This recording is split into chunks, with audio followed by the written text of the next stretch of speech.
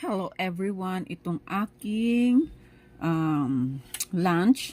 Mayroon tayong kamote and then pakbit, pero more ampalaya gusto ko, and then bagoong alamang with tahong, mga miinsis. Kain tayo, sarap nito. Nag-coffee na ako kanina, kaya okay lang. Ito munang kainin ko. Guys, tinawanan ako ng anak ko kasi nakapost pala yung aking video. Ngayon, naubos na po yung naubos na po yung ampalaya ko, ang gulay ko, at ang kamote ko, at ang bagoong na may tahong. Ginisa ko, salita ako ng salita. Hindi pala naka-on ang video ko, nakapost. O, tingnan mo, naubos na. Kanina pa ako salita ng salita. Nasabi ko, ang sarap ng ampalaya.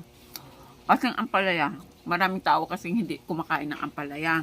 Kasi mapait daw. May technique po dyan. Kasi pag ako nagluto ng gulay, halo-halo, may kalabasa, sitaw, talong, okra.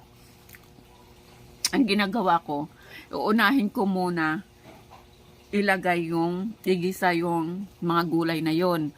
Ngayon, lagyan siya ng mainit na tubig, timplahan mo siya ng pampalasa, and then yung ampalaya kasi, hinuhuli ko to.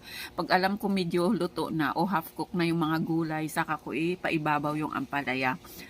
And then, konting kulo, mga 1 minutong kulo, o segundo lang, 5 segundo na kulo. Off ko na yung kalan kasi maluluto na, o yung apoy, off ko yung apoy kasi maluluto na to sa init ng, or sa singaw ng ng niloto mo doon sa kawali na nakatakip. Kailangan nakatakip siya para sa ganun maging maluto na siya, na hindi siya ganun luto-luto, half cook. Sarap.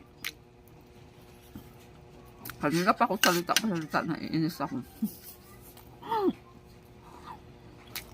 Kasi naligo ako. Hindi kumain. Ito na yung aking lunch.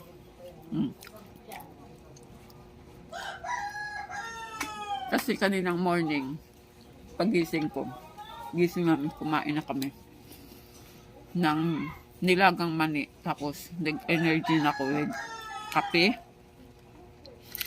Yung energy nilagyan ko ng kape.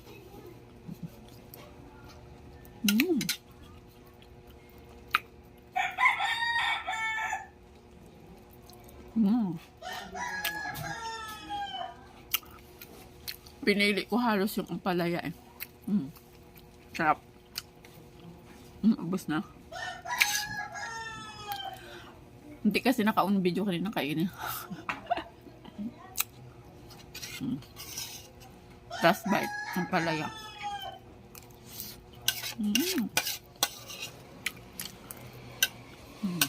Simot. Bye. Yan ang aking balag. Salamat sa panonood. God bless.